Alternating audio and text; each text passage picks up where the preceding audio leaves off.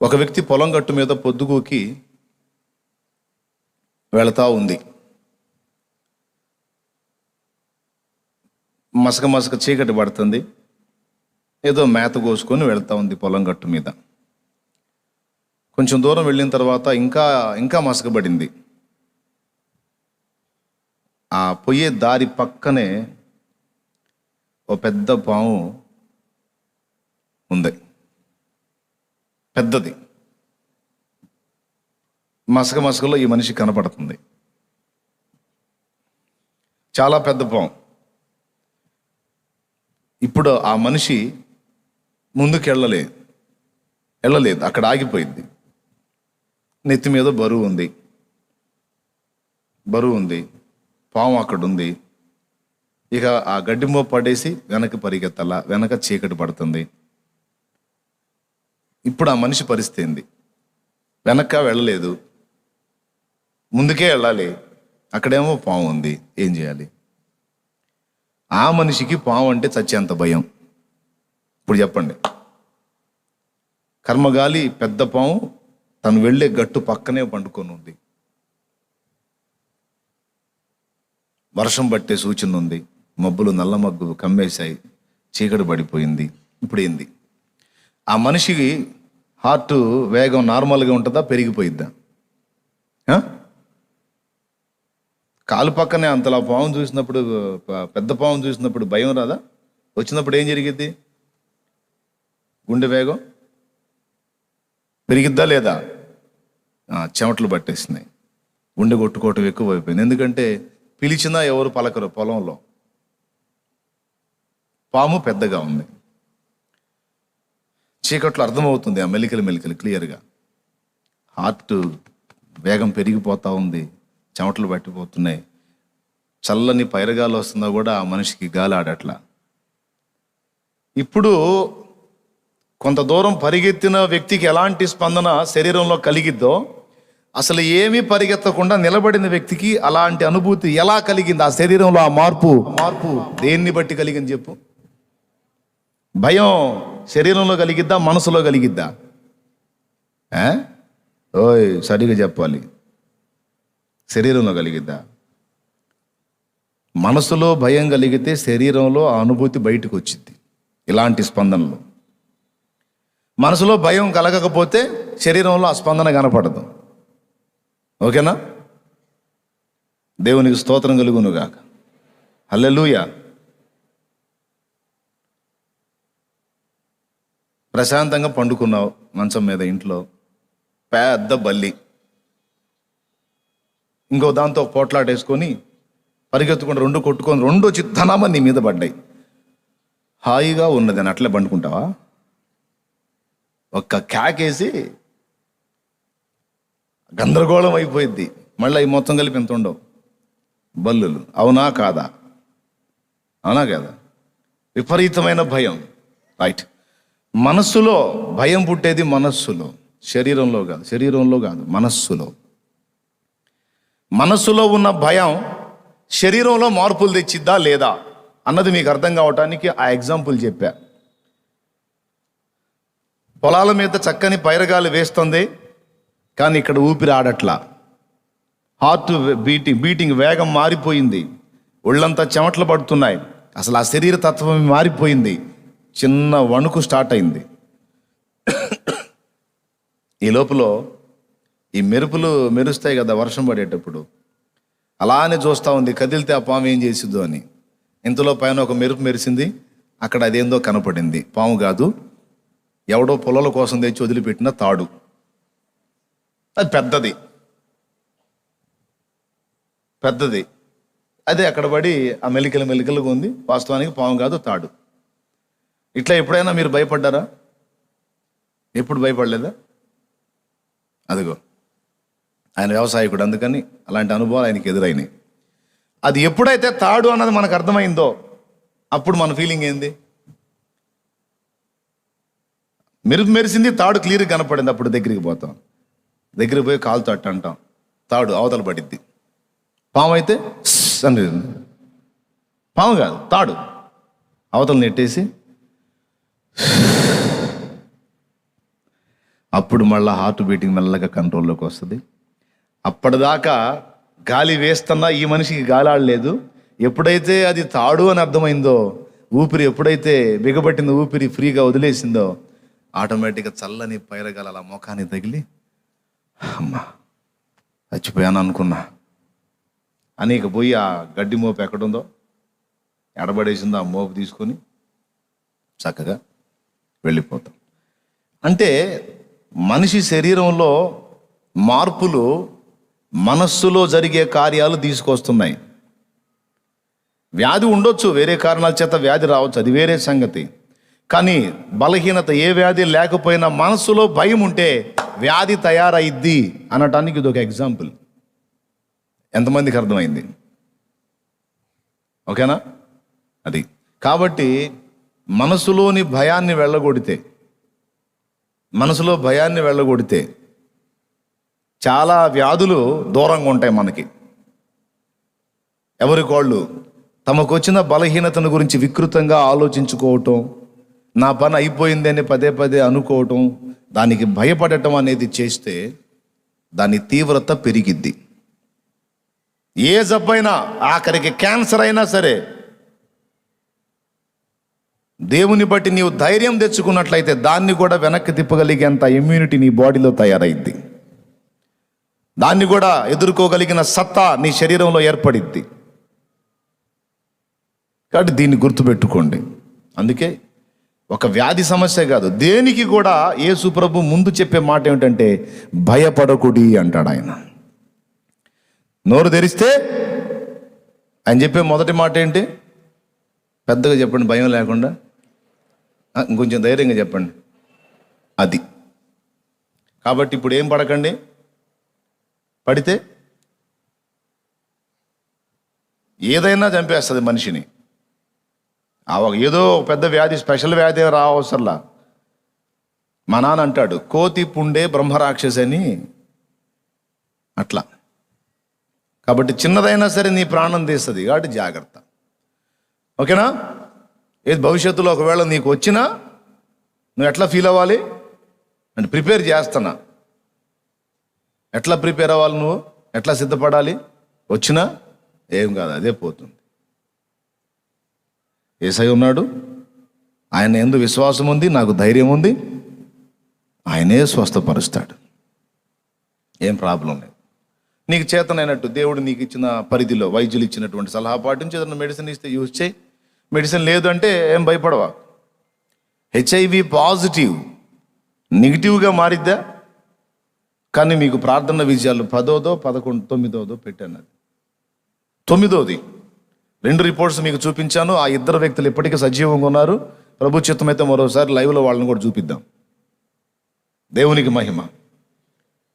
HIV positive వచ్చిన వ్యక్తికి మళ్ళీ నెగిటివ్ రావటం వైద్య పరిభాషలో అవకాశం లేదు.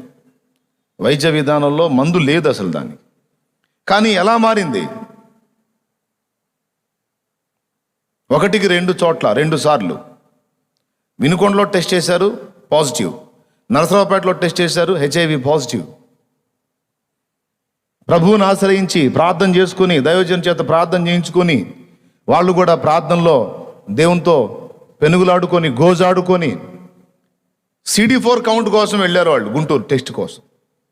అంటే వ్యాధి స్వస్థపరచమని ప్రార్థన చేశారు. అసలు వ్యాధి ఏ స్థాయిలో ఉందో చూయించుకుందామని గుంటూరు వెళ్ళారు. గుంటూరు వెళ్ళి ఆ బ్లడ్ శాంపిల్ ఇచ్చారు. వాళ్ళు తీసుకొని 2 డేస్ ఆగి రమ్మన్నారు. 2 రోజుల తర్వాత వెళ్ళారు. డాక్టర్ గారు అడిగాడు, ఏ సమస్యతో మీరు వచ్చారంటే CD4 కౌంట్ కోసం వచ్చామండి అంటే, CD4 కౌంట్ ఏంది, అసలు వాళ్ళకి హెచ్ఐవి లేదుగా అన్నాడు ఆయన. వాళ్ళకి హెచ్ఐవి లేదు కదా, ఎందుకు? లేదు సార్, హెచ్ఐవి పేషెంట్స్ సార్ వాళ్ళు. ఎక్కడయా ఆ రిపోర్ట్స్ తీసుకురా అని రిపోర్ట్ చూపించి 2 నెగిటివే. పాజిటివ్ అని తీసుకొచ్చామేమయ్యా, జబ్బు ఉంటే కదా CD4 కౌంట్ చెప్పడానికి. లేదు సార్, ఇదిగో కావాలంటే చూడండి అని వాళ్ళ దగ్గరికి వెళ్ళి నరసరావుపేటలో వాళ్ళు తీయించుకున్నటువంటి టెస్ట్ పేపర్ ఏదైతే ఉందో అది చూపించాడు. ఇది 2 చూశాడు. వాళ్ళ దాని మీద ఏమంటారు వాటిని, 2 బిళ్ళ లాంటివి ఇస్తారు కదా, కిట్స్, 2 దాని మీద కూడా నేను వాళ్ళ శాంపిల్స్ పెట్టాను. దాని మీద అదే 1 డ్రాప్ 2 డ్రాప్ చుక్కలు పడతాయి కదండి. 2 చుక్కలు ఉంటే పాజిటివ్, 1 చుక్క ఉంటే నెగిటివ్. అవి వాళ్ళే నేను స్క్రీన్ మీద చూపించింది. కొంతమందికి మామూలుగా చెప్తే నమ్మరుగా,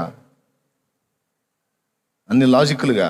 అందుకని ఒరిజినల్గా జరిగిందా లేదా, యథార్థమా కాదా అనేది వాళ్ళయే నేను దాని మీద చూపించింది. దేవునికి స్తోత్రం కలుగునుగా. ఆయన ఆశ్చర్యపోయాడు. ఇది ఎలా సాధ్యమైంది, వాళ్ళకైతే ఆ బలహీనత లేదని చెప్పాడు ఆయన.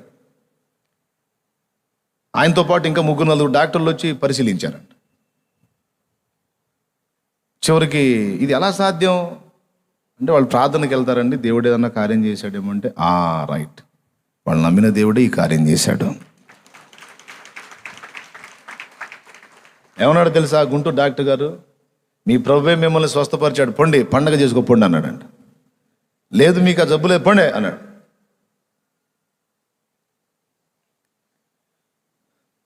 నీకు సాధ్యమే, సర్వం సాధ్యమే, ఒక మాట పలికిన చాలు. నీకు సాధ్యమే, సర్వం సాధ్యమే, ఒక మాట పలికిన చాలు.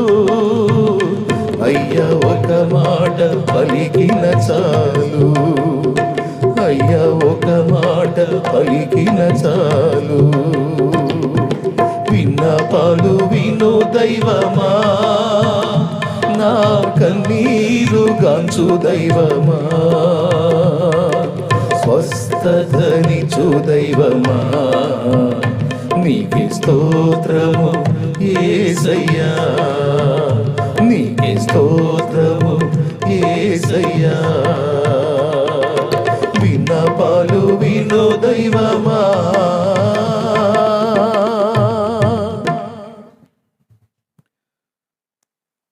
అట్లా జరిగిద్దిలే అన్న, ఏడో తేడాబడి ఉంటుంది అంటారేమో కొంపదీసి. అట్లయితే బైబిల్లో ఉన్నవి మీరు అనుమానించినట్టే. యేసుప్రభు స్వస్థపరచలేదా? అదే బైబిల్లో ఆయన చరిత్ర స్టార్ట్ అయిన దగ్గర నుండి అన్నీ ఆయన కార్యాలు అయ్యేగా. ఇప్పుడు నేను చెప్పింది నమ్మలేదంటే మీరు అది కూడా నమ్మనట్టే. కాబట్టి జరిగిద్ది. ఏమైద్ది? కొంతమందికి వ్యాధి అక్కర్లేదు అనుకుంటే తీసేస్తాడు. ఇది కూడా వినండి. కొంతమందికి అవసరం అనుకుంటే ఉంచుతాడు. ఇది కూడా గుర్తుపెట్టుకోండి. కొంతమందికి అది తీసేసాడు అనుకో, ఇక మాటినరు. కొంతమంది ఎలుగుబంట్లు ఉంటారు, అర్థమైందా? ఈ ఎలుగుబంట్లకి అది తీసేస్తే మాటినరు అనుకుంటే దాన్ని ఉంచుతాడు. ఊరుకున్నా, నేను అట్లా ఎందుకుంటాను కానీ నేను ఎంత మంచివాడిని, ఎంత మంచిదాన్ని అని ఒకవేళ మనం అనుకోవచ్చు. ఏమో నీ ఫ్యూచర్ నీకేం తెలుసు, ఆయనకి తెలుసు. ఎవరికి? కాబట్టి ఒక్క మాట చెబుతాడు, తీసేయమని. పౌల్లాగా నువ్వు ప్రార్థన చేసావు అనుకో, నువ్వు 3 సార్లు కాదు 30 సార్లు చేసినా ఆయన మౌనంగా ఉంటాడు. మౌనంగా ఉన్నాడు అంటే కారణం ఉందని అర్థం. ఎందుకు ప్రభా నువ్వు అది తీసేయలేదు ప్రభా, నాకు ఈ సమస్య తీసేయలేదు ఏందయ్యా? అది వ్యాధి కావచ్చు, ఇంకోటి కావచ్చు. ముఖ్యంగా వ్యాధిని పోల్చి చెప్తున్నా. తీసేయమని మనం అడిగినప్పుడు ఆయన అదే చెప్తాడు, తీస్తే నువ్వు ఎలుగుబంటు బాబు అంటాడు. ఎలుగుబంటిని చూసారా మీరు? ఎలుగుబంటిని చూడలేదా? ఆ ఇళ్ళమ్మటి తీసుకొస్తారుగా, దాన్ని ముక్కుకు తాడేదో కట్టి దాన్ని వెంట్రుకతో అంతరం కూడా చేసి ఇస్తుంటారు, అమ్ముతూ ఉంటారు. ఎలుగుబంటి యంత్రాలు అనుకుంటూ వస్తారుగా ఇళ్ళమ్మటి. చూడలేదా? అయ్యి బాబాయ్, మీకు చూపించాలట్టయితే ఒకసారి. దాని గోళ్ళు ఎంత ఉంటాయి తెలుసా? మన చేతి వేళ్ళు అంత ఉంటాయి దాని గోళ్ళు, పెద్ద గోళ్ళు. కొట్టిందంటే అంతే చీల్చుకొచ్చేస్తుంది, క్షణాల్లో చచ్చిపోతాడు మనిషి. అంత ప్రమాదం ఎలుగుబంటి. కానీ అంత ప్రమాదకరమైన ఎలుగుబంటిని వాడు ఒక చిన్న, ఈ మందం తాడు కాదు, ఇంత మందం తాడుతో కుక్క పిల్లని వెంటేసుకొని వస్తాడు. వాడేడు తిప్పితాడు, తిరిగిద్ది. కారణం ఏంటో తెలుసా? దాని ముక్కుకున్న రింగు. దాని ముక్కు చాలా సున్నితమైంది. అక్కడ ఏ కొంచెం నొప్పి తగిలినా అది అల్లాడిపోయిద్ది. అందుకని ఆ ముక్కుకు ఒక రంధ్రం చేసి దానికి పెడతాడు రింగు. అదేమన్నా గుర్ర అందనుకో లాగుతాడు, అంటది. దేవునికి స్తోత్రం చెప్పండి గట్టిగా ఒకసారి. హల్లెలూయా. అది గుర్రమంటే లాగుతాడు, ఇక మెల్లకుండా కూర్చోవటం. అది ఎడు తిప్పితాడు తిరగాలి. అట్లాగా ప్రతి ఒక్కడికి ఎక్కడో చోట ఒక ఆయువు పట్టు ఉంటుంది, ఆడబట్టుకుంటాడు దేవుడు. అర్థమైందా? ఇది తీసేయి ప్రవ్వా అంటే ఓకే, ఇది నా మహిమ కొరకు ఇది తీసేయటం నా చిత్తమే, పర్వాలేదు, నువ్వు చేంజ్ అయ్యావు, ఇంక తీసేసినా నీకు ప్రమాదం లేదు అంటే చిటిక చాలు, ఇంకంతే. మళ్ళీ నువ్వు పోయి టెస్ట్ చేయించుకుంటే ఇంకా లేదని వచ్చింది రిపోర్ట్. ఏ జబ్బైనా లేదనుకో, ఇక నువ్వు ఎంత మొత్తుకున్నావు చిటికేయుడు లేడు. ఏం చెబుతాడు తెలుసా? వద్దులే, ఊరుకో, ఉన్నాయి అంటాడు. ఎందుకు ప్రవ్వా? జబ్బు మంచిది కాదుగా ప్రవ్వా, మేము జబ్బులతో రోగాలతో ఉంటాం, నీ చిత్తం కాదుగా ప్రవ్వా. కొంతమంది దైవజనులు అంటారు, మనము రోగులమై ఉండుట దేవుని చిత్తము కాదు. మరి పౌలు రోగి అయి ఉండట దేవుని చిత్తమా? బాబు, రెండు ఉన్నాయి. కొన్నిసార్లు మనం ఆరోగ్యవంతులంగా ఉండటం దేవుని చిత్తం, కొన్నిసార్లు మనం రోగులు అవటం కూడా దేవుని చిత్తం. యాకోబు ఆరోగ్యవంతుడిగా నడచుట దేవుని చిత్తం కొంతకాలం, తర్వాత తొడగూడు జారుట దేవుని చిత్తం. స్తోత్రం. పని కట్టుకొని ఆయన్ని కుంటోని చేశాడు చూడండి, అవిటి వాడిని చేశాడు చూడండి. అది దేవుని చిత్తమా? అసలు ఏ బలహీనత అయినా దయ్యందేగా అని కొంతమంది మాట్లాడతారు. అవును, రోగం బలహీనత సాతాను దూతలే అనుకుందాం. ఎందుకంటే పౌలన్న అన్నాడు, నా శరీరంలో ఒక ముళ్ళు సైతాను దూతగా ఉంచబడింది, అది నా యొద్ద నుండి తొలగిపోవాలని ముమ్మారు ప్రభువుని వేడుకుంటుని, అందుకైనా నా కృప నీకు చాలుంది, బలహీనత ఎందే నా శక్తి పరిపూర్ణమగుచున్నదని నాతో అనినని 1 కొరింథీ పత్రిక 12వ అధ్యాయం 7వ వచనం నుంచి చదివితే నేను చెప్పిన మాటలు ఉన్నాయి. కాబట్టి ఎందుకు వచ్చింది? నేను అత్యధికముగా హెచ్చిపోకుండునట్టు. ఎందుకు వచ్చింది? నేను పాడైపోకుండునట్లు. ఎందుకు వచ్చింది? దేవుని బలము నాలో పరిపూర్ణత చెందునట్లు. కావాలని అనుమతించాడు నా శరీరంలో ఒక బలహీనత. అది తీసేయినా తట్టుకోలేకపోతున్నాను. కాయమున వ్యధ నోర్చుచు యోధుడు పౌలు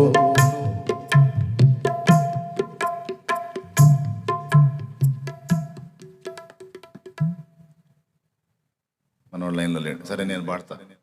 కాయమున వ్యధ నోర్చుచు యోధుడు పౌలు సాయామి ధరగోరుచు. కాయమున వ్యధ నోర్చుచు యోధుడు పౌలు సాయామి ధరగోరుచు.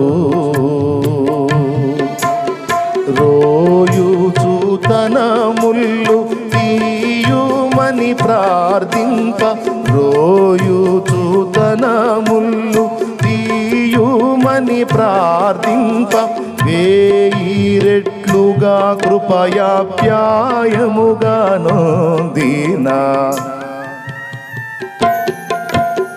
కరుణా పీఠము చేరలే దేవుని కృప చరణస్థలిని చేరలే. కరుణా పీఠము చేరలే దేవుని కృప చరణస్థలిని చేరలే.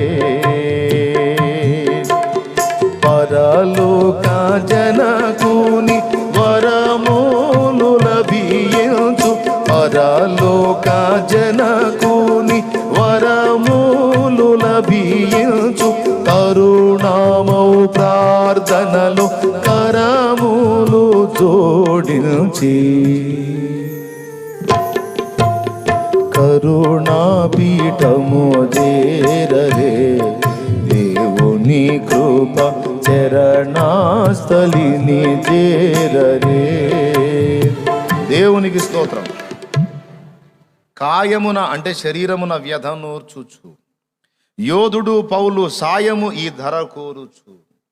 రోయుచు అంటే ఏడ్చుచు తన ముళ్ళు తీయుమని, తన శరీరంలో ఉన్న ముళ్ళు తీసేయమని ప్రభువుని వేడుకుంటే ముళ్ళు తీయను కానీ కృప ఇస్తానన్నాడు. ఇప్పుడు ముళ్ళు తీయాలా కృప కావాలా? చెప్పండి చెప్పండి. ఇక్కడ ముళ్ళు ఉన్న వాళ్ళందరూ చెప్పండి, ముళ్ళు తీయాలా కృప కావాలా? ముళ్ళు ఉంటే ఉంది కానన్న కృప కావాలన్న. 1000 రెట్లుగా కృపయాప్యాయముగా నొందినా కరుణా పీఠము చేరరే దేవుని కృప చరణాస్థలిని వేడరే. స్తోత్రం. కొంతమందికి రోగం తీసివేయటం దేవుని చిత్తం, కొంతమందికి రోగం రావటం దేవుని చిత్తం. ఏదో అందరూ చెప్పండి, మళ్ళీ నోరు తెరిచి చెప్పండి, పెద్దగా చెప్పండి. కొంతమందికి సమస్య పోవటం దేవుని చిత్తం, కొంతమందికి సమస్య గొర్రె పిల్లల్లాగైతే గొర్రె పిల్లల్లాగా ఉండే అవకాశం ఉంటే తీసేస్తాడు. ఎలుగుబంట్ల నేచర్ మారలేదంటే రింగ్ వేస్తాడు, ఆ రింగు తీయడు, తీస్తే నువ్వు మాటను. ఇప్పుడు ఈ టైపు వ్యక్తి నా దగ్గరకు వచ్చి అన్నా ప్రార్థన చేయ నాకు స్వస్థత కోసం అంటే నేను ఎగిరెగిరి ప్రార్థన చేస్తాను. ప్రభా తీసేస్తున్నామోలో, తగ్గిపోవాలేస్తున్నామోలో. నేను ఎంత ఎగిరెగిరి ప్రార్థన చేసినా ఆయన మౌనంగా చూస్తుంటాడు.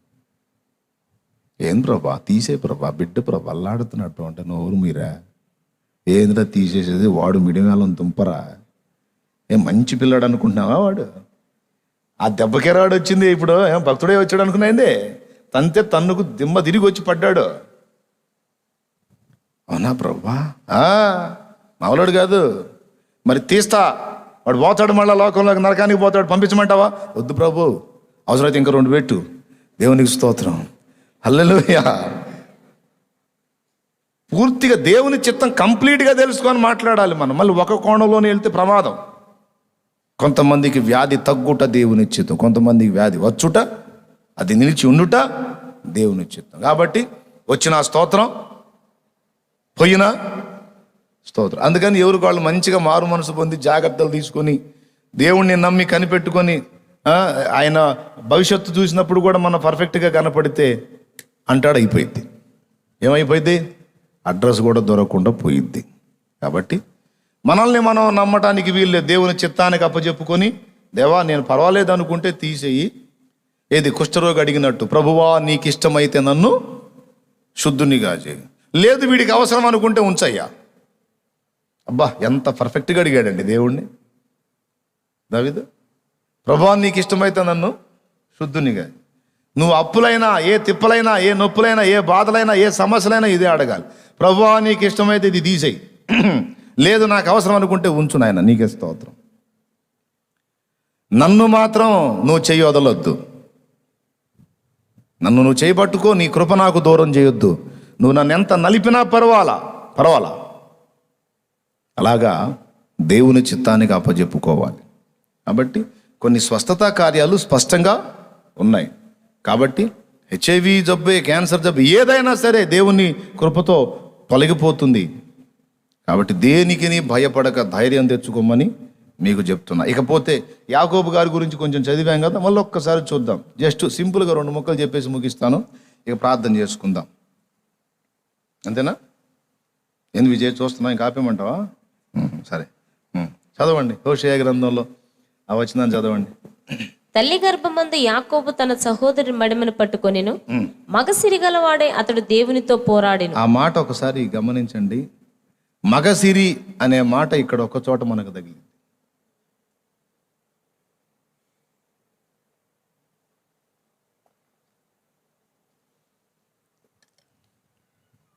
దేవుడు అందరినీ మగసిరి గలవారుగా ఎంచట్లేదు, కొందరిని ఎంచాడు ఆయన. వాళ్ళలో యాకోబు ఒకడు. మగసిరి గలవాడై దేవునితో పోరాడును అన్నాడు. ఒక్కసారి ఆదికాండం హోషేయలోనేమో అతడు దేవునితో పోరాడాడని ఉంది. ఆదికాండం 32వ అధ్యాయంలో మొన్న చదివిన వచ్చిన మళ్ళీ ఒక్కసారి చూద్దాం. 27వ వచనం, 26, 27 వచనాలు. ఆయన తెల్లవారుచున్నది గనుక నన్ను పోనిమ్మనగా అతడు నీవు నన్ను ఆశీర్వదించితేనే గాని నిన్ను పోనీయన నేను. ఆయన నీ పేరేమని అడుగగా అతడు యాకోబు అని చెప్పెను. అప్పుడు ఆయన నీవు దేవునితోనూ మనుష్యులతోనూ పోరాడి గెలిచితివి గనుక ఇక మీదట నీ పేరు ఇశ్రాయేలే గాని యాకోబు అనబడదని చెప్పెను. ఇశ్రాయేలు అన్న మాటకి దేవునితో పోరాడువాడు అని అర్థం. ఇక్కడ దేవుడు 2 సంగతులు స్పష్టపరిచాడు యాకోబు లైఫ్లో. మనం అనుకుంటాం యాకోబు జీవితం అంతా మోసాలమయం, మనం ఎవడన్నా మోసగాడు గురించి మాట్లాడాలంటే యాకోబు ప్రస్తావనే తీసుకొస్తాం ఏమి. కానీ యాకోబు గురించి దేవుడు చెప్పిన 2 ప్రత్యేకమైన మాటలు డైరెక్ట్గా యాకోబుతోనే అన్నాడు.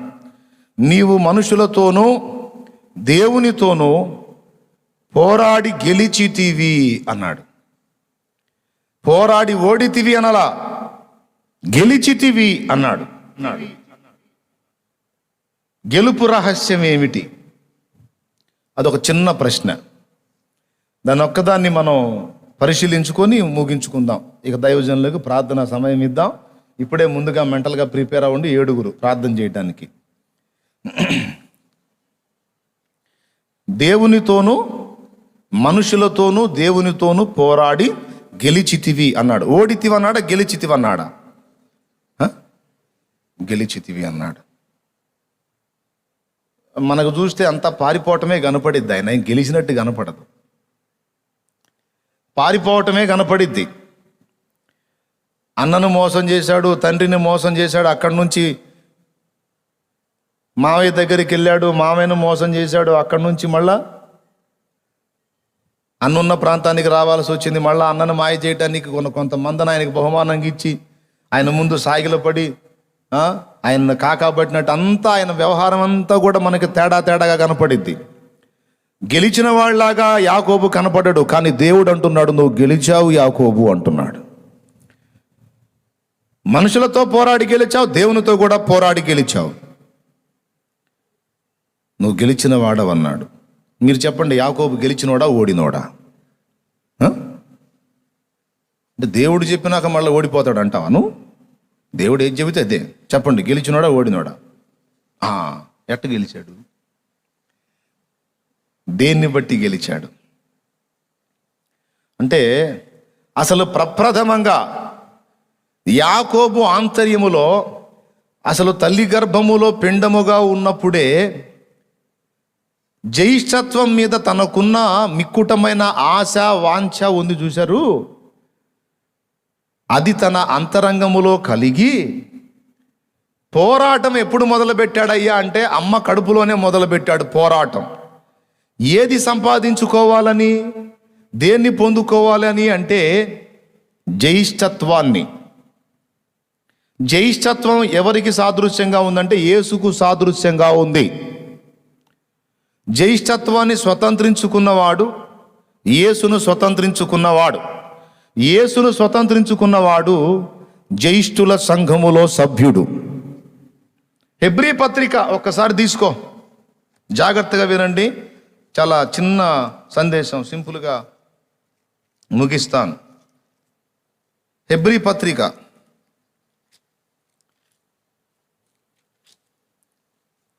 12వ అధ్యాయము 22వ వచనం చూడు త్వరగా. ఇప్పుడైతే సియోను కొండకును జీవము గల దేవుని పట్టణమునకును అనగా పరలోకపు యెరూషలేమునకును వేవేల కొలది దేవదూతల యొద్దకును పరలోకమందు వ్రాయబడి ఉన్న జ్యేష్ఠుల సంఘమునకును. అద్దుగో, పరలోకమందు వ్రాయబడిన జ్యేష్ఠుల. ఇప్పుడు జ్యేష్ఠుడు ఒకడా, జ్యేష్ఠులు అనేకులా? చెప్పండి. ఇప్పుడు మా ఇంట్లో మా అన్నయ్య నేను ఉన్నాం. ఇప్పుడు మా అన్నయ్య జ్యేష్ఠుడు, నేను కూడా జ్యేష్ఠుడు అవుతానా? కాను కదా. ఇప్పుడు మావాడు ముందు పుట్టాడు కనుక మావాడికి పెళ్లి కార్డులు ఏమి రాస్తారు? ఫలానా పేరు కలిగిన అబ్బాయి మా జ్యేష్ఠ పుత్రుడు అంటారు. నాకు కనిష్ట పుత్రుడు, చౌరోడు అంటారు. కానీ ఇక్కడ జ్యేష్ఠుడు ఒకడు అని చెప్పట్లా. జ్యేష్ఠులు ఒక సంఘము.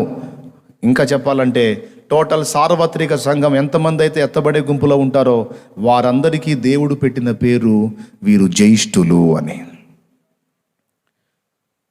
ఒక చిన్న మాట చెప్పనివ్వండి. ఇప్పుడు యేసయ్య తన కుమారుడు అనేక సహోదరులలో జ్యేష్ఠుడగునట్లు అన్నాడు. రోమాపత్రిక 8వ అధ్యాయం 29వ వచనంలో, ఎందుకనగా తన కుమారుడు అనేక సహోదరులలో జ్యేష్ఠుడగునట్లు అన్నాడు.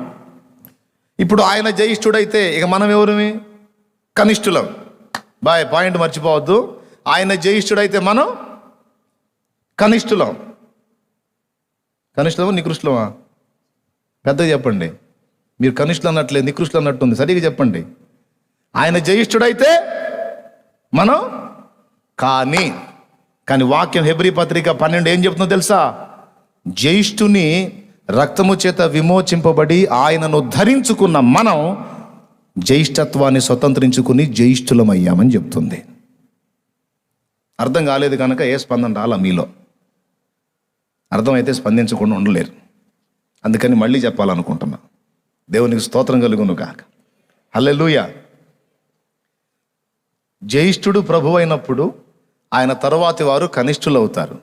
కానీ ఆయనతో పాటు మనకు కూడా జ్యేష్ఠుల సంఘము అనే దేవుడు టైటిల్ ఇచ్చాడు. ఇప్పుడు ఆయన పెద్దవాడైనప్పుడు మనం చిన్నవాళ్ళం అవుతాం. కానీ ప్రభువుని మనం ఏం చేసామో తెలుసా? ధరించుకున్నాం, ఆయనను సంపాదించుకున్నాం. ఇప్పుడు పరలోక తండ్రి మనల్ని చూస్తే మనం కనిష్ఠుల్లా కనపడం. జ్యేష్ఠ కుమారుని ధరించుకున్నందున మనం కూడా జ్యేష్ఠుల్లాగానే తండ్రికి కనపడతాం. అందుకని మనది జ్యేష్ఠుల సంఘము అన్నాడు. ఎవరిని ధరించుకున్నందున మనం జ్యేష్ఠులమయ్యాం? తొందరగా చెప్పండి. జ్యేష్ఠ పుత్రుని ధరించుకున్నందున మనం కూడా జ్యేష్ఠులం. ఇప్పుడు జ్యేష్ఠత్వం అంటే ఎవరో? అమ్మ కడుపులోనే ఎవరి కోసం పెనుగులాడాడు? జ్యేష్ఠత్వం కోసం. అంటే జ్యేష్ఠత్వాన్ని స్వతంత్రించుకుంటే పాత నిబంధనలో యాకోబు ఏశావుల విషయంలో దేవుడు జ్యేష్ఠత్వానికి ఎలాగైతే విలువిచ్చాడో, జ్యేష్ఠత్వాన్ని స్వతంత్రించుకున్నవాడు, దాన్ని నిలబెట్టుకున్నవాడు ఎవరైతే ఉన్నాడో, ఏది యాకోబు ఏశావుల ఇద్దరి విషయంలో, ఇక వాళ్ళకి దేవుడు లింక్ అయిపోతాడు. అర్థమైందా? ఇక వాళ్ళకి దేవుడు అటాచ్ అయిపోతాడు అన్నమాట. ఇక వాళ్ళని దేవుడు వదలటానికి లేదు. అది ఈ నూతన నిబంధనలోకి వచ్చేటప్పటికి జ్యేష్ఠ కుమారుడు, అద్వితీయ కుమారుడు ఎవరైతే ఉన్నాడో ఆయనను ధరించుకున్న వానికి దేవుడు అటాచ్ అయిపోతాడు. అర్థమైందా? కాలేదా? మళ్ళీ చెప్పేదా? క్రొత్త నిబంధనలో యేసును కలిగి ఉన్న వానితో దేవుడు ఉంటాడు. ఆ పాత నిబంధనలో యాకోబు ఏశావుల విషయంలో జ్యేష్ఠత్వాన్ని ఎవడు నిలుపుకుంటాడో వానితో దేవుడు ఉంటాడు. అందుకని ఈ పిండాలుగా ఉన్నప్పుడే యాకోబుకి నేను జ్యేష్ఠుణ్ణి కావాలి, నేను జ్యేష్ఠుణ్ణి కావాలి, నేను జ్యేష్ఠుణ్ణి కావాలి. పోరాటం ఎప్పుడు మొదలుపెట్టాడయ్యా అంటే పిండంగా ఉన్నప్పుడే. ఫలించిందా? ఫలించలా. బయటకు వచ్చాడు, ఏశావే ముందుకు వచ్చేసాడు. మిస్ అయిందిరా. ఎక్కడికి పోతావురా? ముందు పుడితే నేనే వదిలిపెడతాను అనుకున్నావేంది? సామవేద దండోపాయాలను ఉపయోగించి నేను కొట్టాను అనుకున్న. పోరాటం మానలా పోరాడుతూనే ఉన్నాడు. పెరిగారు, పెద్దోళ్ళు అయ్యారు, ఒక ఏజ్కి వచ్చారు. వచ్చినాక అవకాశం చిక్కింది. ఒక రోజు బాధ, రోజు అదే ఆరాటం.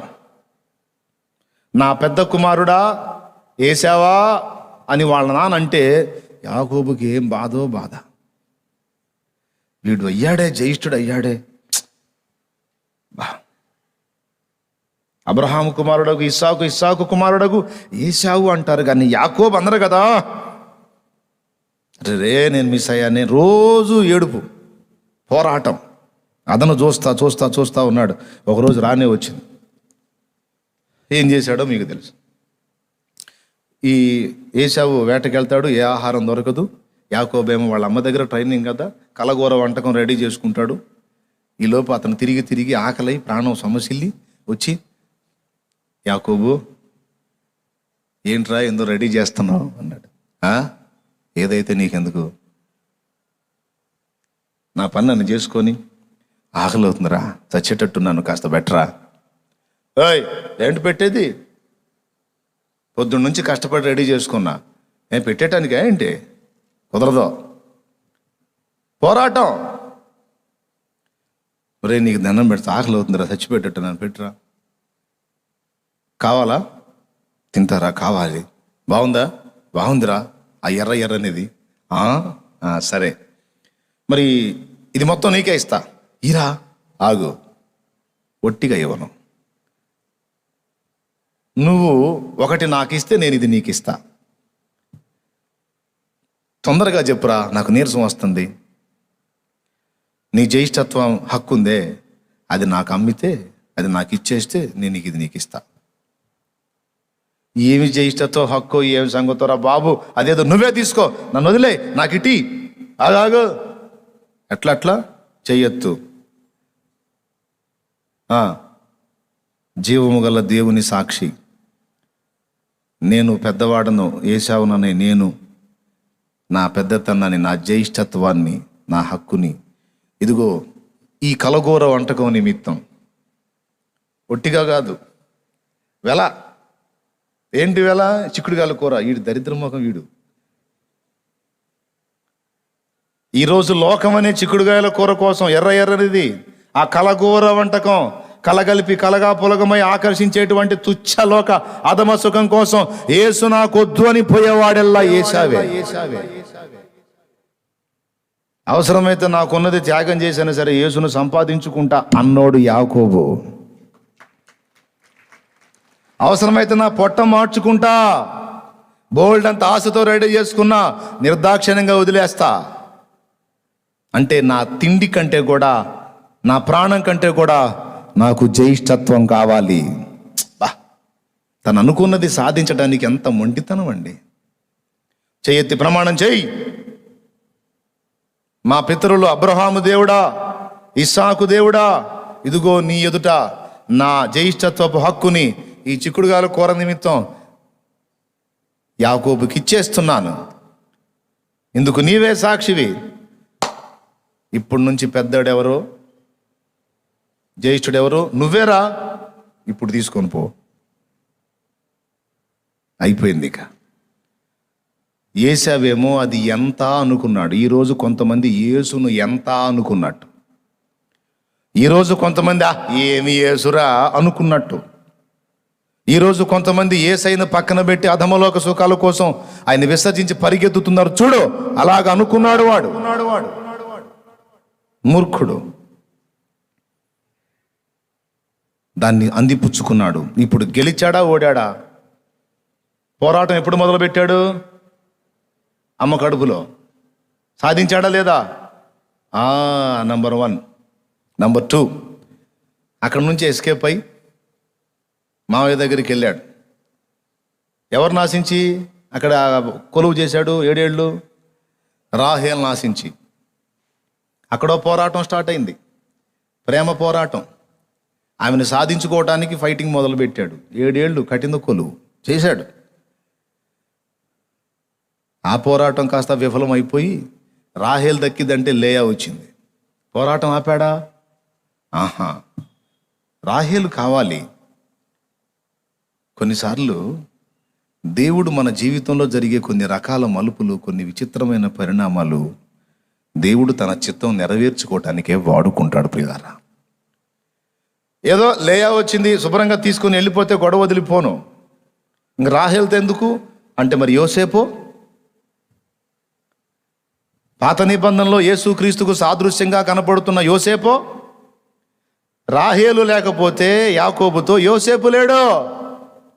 నోట్ దిస్ పాయింట్, అర్థమైందా? అందుకే ఈ మనిషికి కలిగినటువంటి ఆ ఆలోచనల వెనుక కూడా దేవుని అనుమతి. అలాగని ఇప్పుడు కొంతమందికి నాకు కూడా యాకోబుకి వచ్చినట్టే ఆలోచన వచ్చినట్టు ముఖం పగులుతాహే, జాగ్రత్త, దేవునికి స్తోత్రం కలుగునుగా. దీన్ని ఆధారం చేసుకొని కొంతమంది నాకు కూడా అప్పుడు యాకోబుకి అట్లాగా యేసేపు కోసం ప్రేరణ రాహేలు మీద వచ్చినట్టు నాకు కూడా ఎందునన్నా వస్తుందంటే ఇప్పుడు ఏమవుతుంది, ముఖం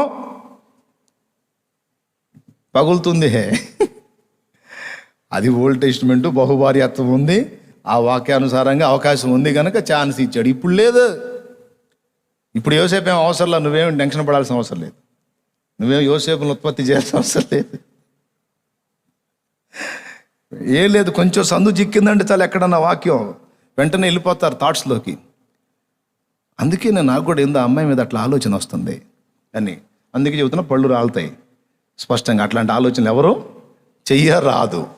అప్పుడు స్టోరీ కోసం దేవుడు అట్లా నడిపించుకున్నాడు. ఇప్పుడు నీ నుండి రావాల్సిన జనాంగం కోసం ఎవరో నీకు దగ్గర నీకు ఇచ్చాడు. ఇక ఆమె నీకు రాహేలు అంతే. మళ్ళీ అలాగ ఫీల్ అవ్వకు, ఆమె నీకు రాహేలు అంతే. దేవునికి మహిమ. తొందరగా చెప్పండి, మళ్ళీ ప్రార్థన చేసుకుందాం. అందిందా? అందల 7 ఏళ్ళు. మళ్ళా 7 ఏళ్ళు కొలువు చేస్తే రాహేలును కూడా ఇస్తా అన్నాడు. ఆమెను సంపాదించడం కోసం 14 ఏళ్ల పోరాటం సాధించాడు. ఆమెను కూడా స్వీకరించాడు. 2 భార్యలు, 2 భార్యలకి 2 దాసీలు, 4. ఆ 4 అయితే కానీ 12 మంది ఇశ్రాయేలు గోత్రకర్తల లైన్లోకి రారు. మొత్తం ప్లాన్. భక్తులు చేసిన స్టోరీస్ ఒట్టిగా స్టోరీగా చదవకండి, దాని వెనకుండి పావులు కదుపుతున్న వాడిని గుర్తుపట్టండి. బ్లంట్గా స్టోరీ చదువుకుంటూ వెళ్ళిపోవకండి. ఈ స్టోరీ వెనక ఒకని ప్రమేయం ఉంది, ఒకని ఇన్వాల్వ్మెంట్ ఉంది. యాకోబు పారిపోవటం వెనక కూడా ఆయన అనుమతి ఉంది తెలుసా? మోషే పారిపోవటం వెనక కూడా ఆయన అనుమతి ఉంది.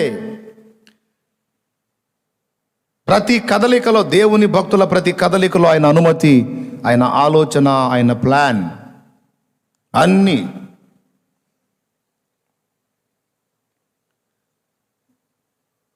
ఇక్కడ బలిపీఠం పని జరుగుతూ ఉంది. వాస్తవంగా అప్పుడు నేను వెళ్ళే అవకాశం లేదు. నిన్న తమ్ముడు చెప్తున్నాడు, శ్రీకాకుళం అవతల నుంచి వచ్చారు. అదే ఏ ప్రాంతం? ఒరిస్సా బార్డర్ అది.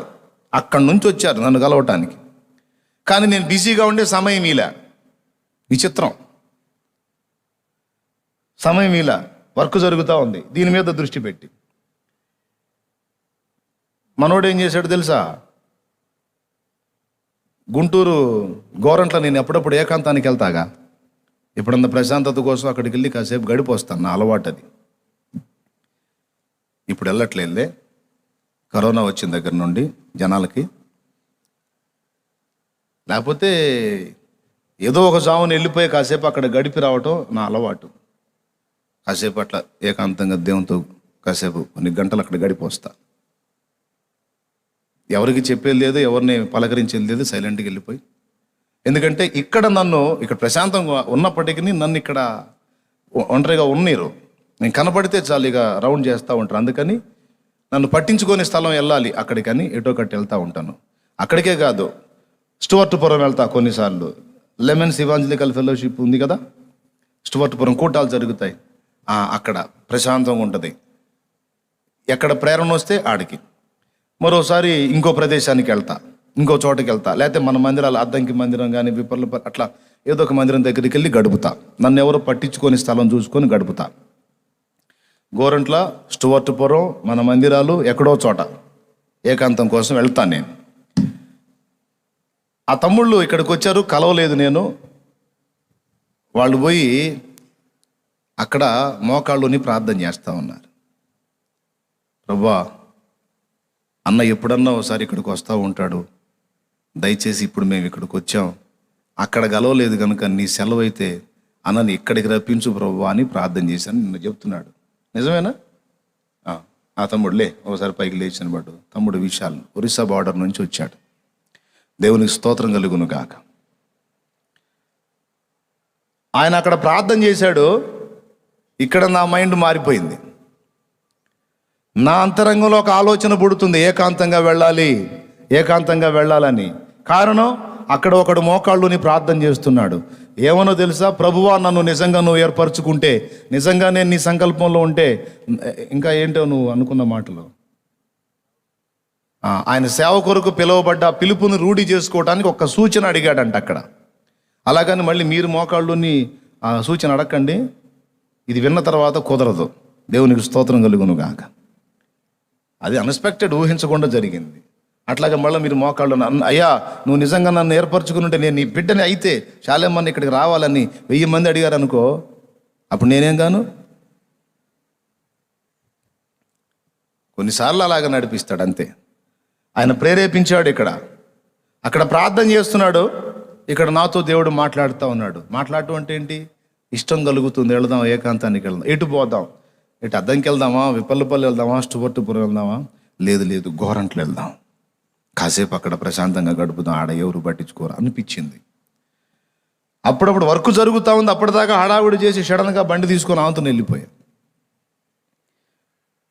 ఇక్కడ మిస్ అయినందుకు అక్కడికి ప్రార్థనలోంచి లేచి అలా కూర్చున్నారు. నేను నడుస్తా వెళ్ళటం తమ్ముడు చూసి కన్నీళ్లు పెట్టుకుని దేవుని మహింపరిచాడు. నా కోసం రప్పించావా దేవా. ఇది యాదృచ్ఛికమా?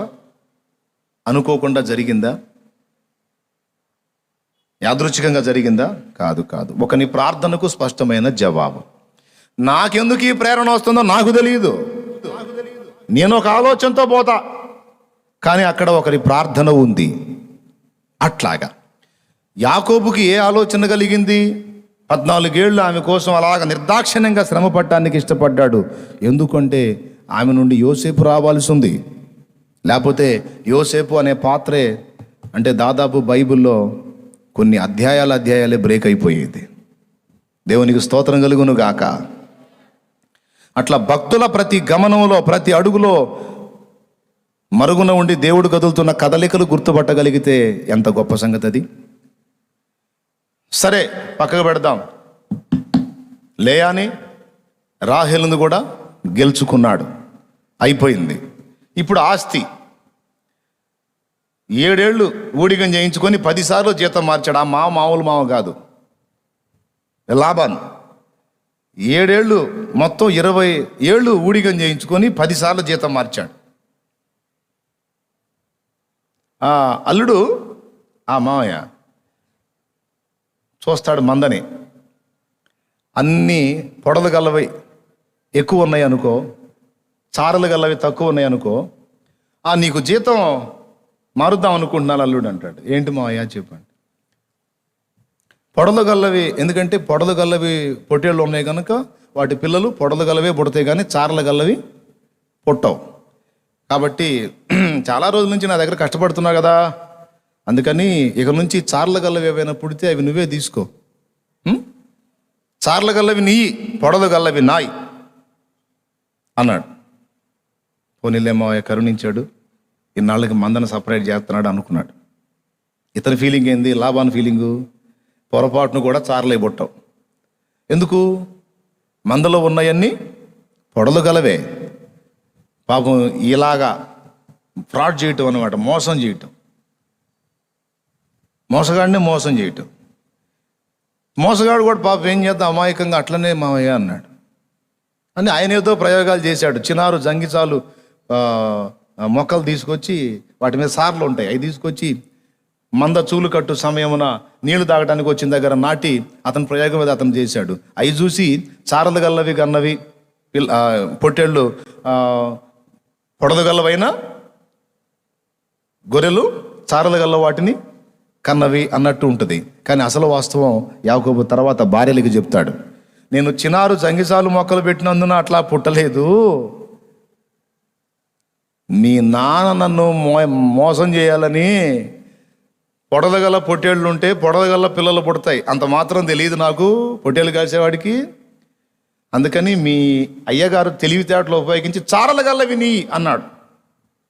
కానీ నాకు తెలుసు నన్ను మోసం చేస్తున్నాడని, కానీ నా దేవుడు నాకు తోడై ఉన్నాడు.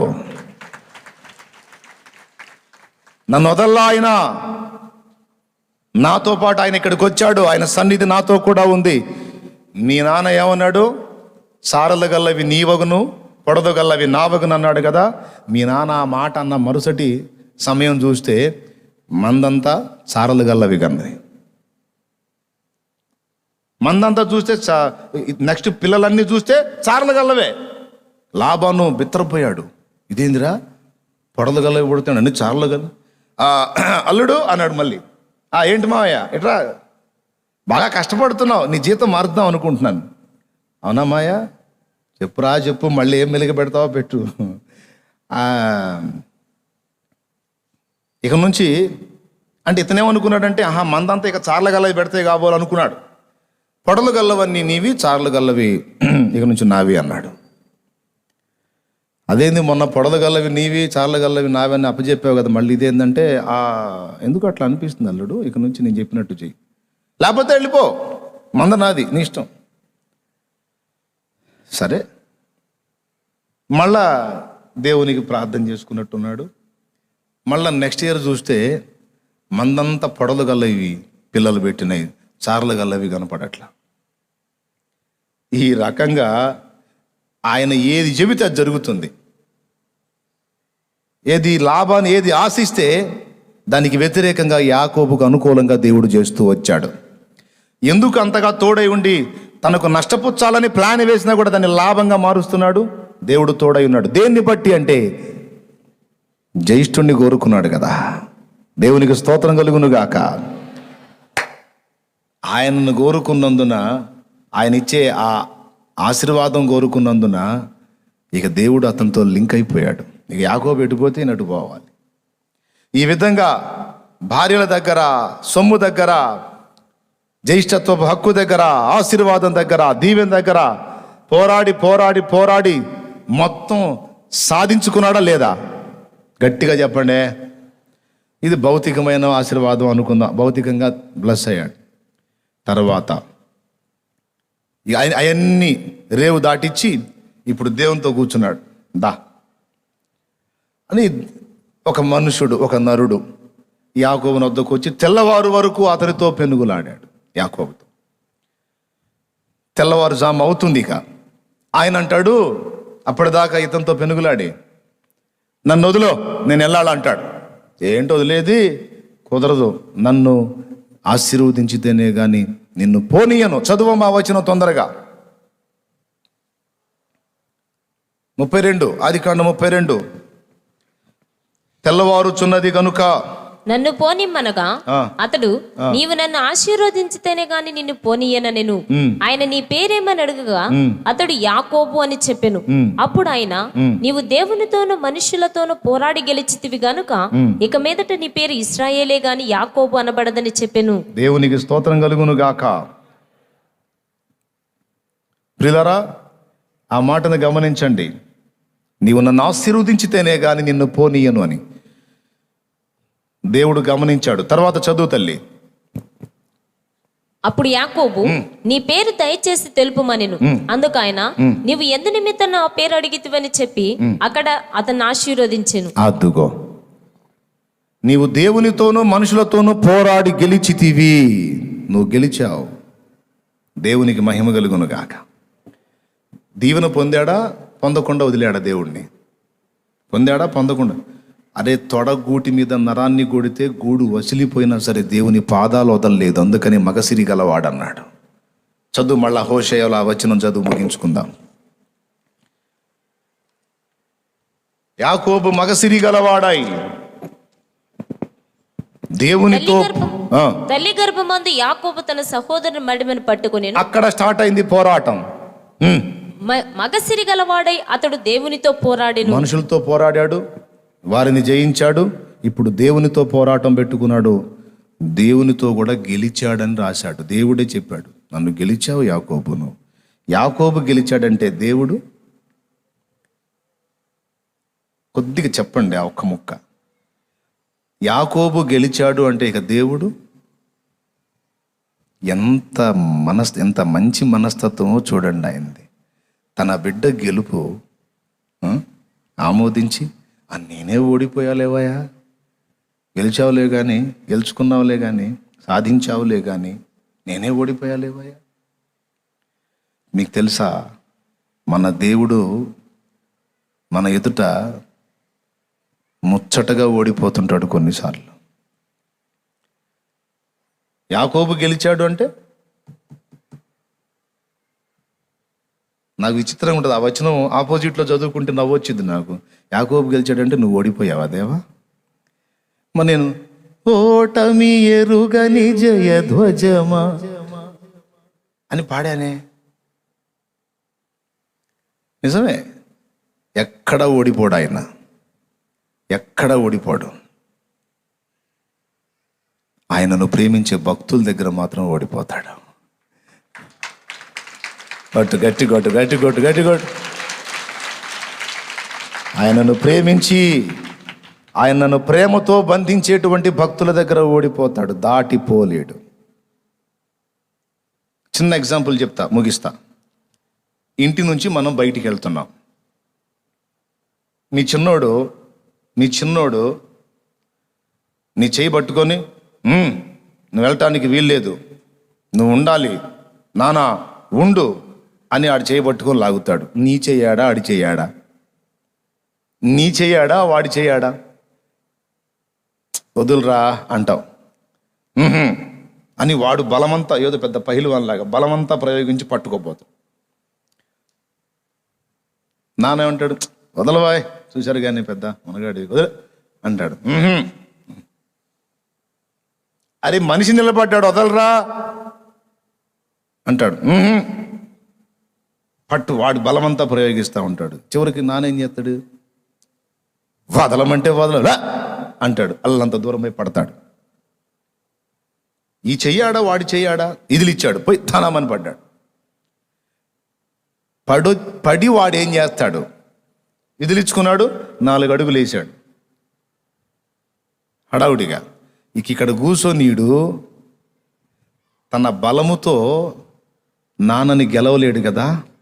ఇప్పుడు ఎలా గెలుస్తాడు చెప్పండి? కూర్చొని దీనంగా వాళ్ళ నాన్నకి వెళ్ళి చూస్తా పెద్దగా ఏడుస్తాడు. 2 కళ్ళ నుంచి నీళ్లు అలాగా కారిపోతా ఉంటాయి.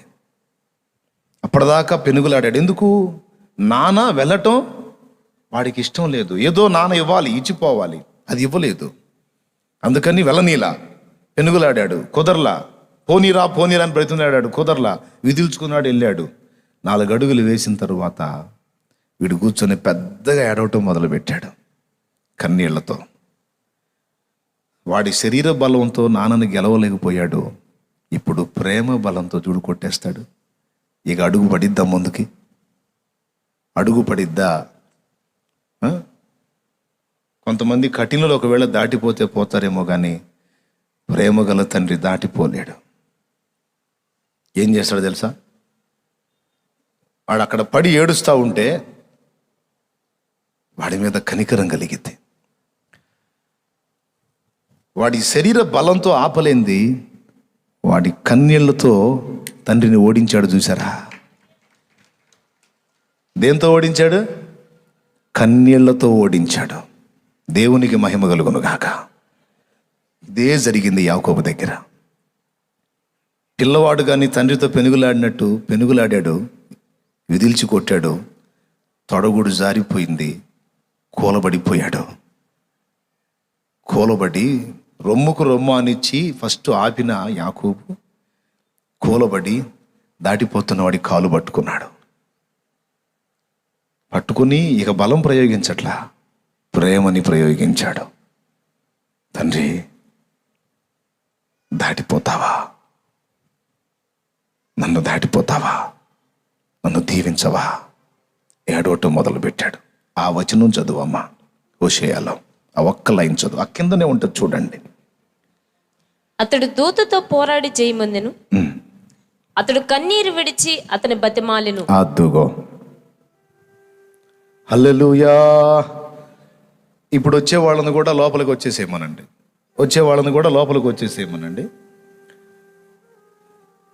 మొత్తాన్ని లోపలికి వచ్చేసేయమనండి, రానివ్వండి మొత్తాన్ని. ఇప్పుడు వచ్చే వాళ్ళని లోపలికి రానిచ్చేసేయండి. కొంతమంది ఆ బయటనే ఈ ప్రార్థనలో, ఈ మెసేజ్లో ఏకీభవించండి. ఇంతటితో ముగించుకుందాం. 1500 అడుగుల దూరం వరకు కంటైన్మెంట్ జోన్ కింద ఉంచుతారంట. సో జనాలు గుంపు కూడకూడదు అని మరి పోలీసు వారు తెలియజేశారని ఒక మాట చెప్పారు. కాబట్టి మనం కూడా రెస్పెక్ట్ ఇద్దాం. నెక్స్ట్ ఆరాధన బ్రేక్ చేద్దాం. వాస్తవంగా నేను అనుకుంది 5 కూటాలేలే. ఈ రూపేణ దేవుడు అది జరిగించాడు. దేవునికి మహిమ కలుగును గాక. హల్లెలూయా. ఇప్పుడు మనం ప్రార్థన చేసుకుందాం. వారు కోరారంట ఈ ఒక్క ఆరాధనతో బ్రేక్ తీసుకుని ఆలోచన చేయండి అని వాళ్ళు తెలియజేశారని చెప్పారు. ఇదే రసీదు, పేపర్ వచ్చింది. అందుకని అంటే మనోళ్ళు రాశారులే. ఇది పోలీసు వాళ్ళు గౌరవనీయంగా వాళ్ళు తెలియజేశారు కనుక గౌరవనీయంగానే మనం వ్యవహరించడం మంచిదని నా అభిప్రాయం. ఏమంటారు? ఈ ఆరాధనతోనే క్లోజ్ చేసుకుందాం. దేవునికి మహిమ. అందుకని వచ్చిన వాళ్ళు చక్కగా ఎక్కడ వాళ్ళు అక్కడ కూర్చోబెట్టండి. అటుపక్క ఆ వెనక గ్యాప్ ఉంది, ఆ చివరిలో. తర్వాత ఇటుపక్క పందిళ్లలో చైర్స్ ఉన్నాయి. అక్కడ స్పీకరో బాకానో కట్టండి. ఇప్పుడు ప్రార్థనలో అందరం ఏకీభవిద్దాం. చివరి మాట మీకు గుర్తుంది కదా, దేవుడు ఓడిపోతాడా? వామ్మో, మీకు పని చేయట్లేదు, అమ్మో మైండ్ పని చేయట్లేదు, అయ్యో. దేవుడు ఓడిపోతాడా? మళ్ళీ అది ఓడిపోతాడు. ఎక్కడ? తన భక్తుల కొడుకులపై తండ్రి జాలి పడు విధమున భక్తి పరుల కొడుకులపై తండ్రి జాలి పడు విధమున భక్తి పరుల ఎడల జాలి పడును దేవుండు. తన భక్తి పరుల ఎడల జాలి పడును దేవుండు. భూ సంబంధమైన తండ్రికైనా కనికరం ఉండదేమో కానీ మన కన్నీళ్లు దేవుణ్ణి కట్టిపడేస్తాయి.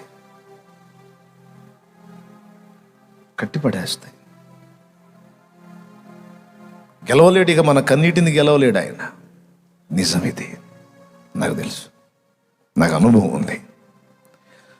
చాలాసార్లు నేను కూడా అనుభవించాను. నువ్వు కన్నీళ్లు గారిస్తే నీ కన్నీళ్లకు దేవుడు నీ ముందు ఓడిపోతాడు. వాడి బలంతో ఆపలేడు తండ్రిని, కానీ నానాని కేక వేసి వాడు ఏడిస్తే ఆ తండ్రి కాలు గదిలిద్దా? ఆ వచ్చిన మనిషికి ఏదో చెప్పుకొని నేను తర్వాత వస్తలే పోవాయా, వాడు ఏడుస్తున్నాడు, కాసేపు వాడిని ఓదార్చి వస్తాను. ఇక వాడి దగ్గరికి పరిగెత్తుకుంటూ వచ్చి, ఏందిరా ఎల్లొద్దా వాడు ఎక్కిళ్ళు పెట్టి ఏడిస్తే గట్టిగా హత్తుకొని, లే వచ్చాగా ఇంక లేదులే, ఊరుకో, గెలిచావుగా, ఆపావుగా, నువ్వే గెలిచావుగా. కానీరా, ఎవరు గెలిచారండి? తండ్రి గెలిచాడా తెంచుకొని వెళ్ళిపోవటానికి, లేతే కూర్చున్న దగ్గర ఏడ్చి తండ్రిని ఆ ప్రేమతో కట్టిపడేసే కొడుకు గెలిచాడా? ముచ్చటగా ఓడిపోవటానికి ఇష్టపడతాడు. ఏమంటాం పోయి?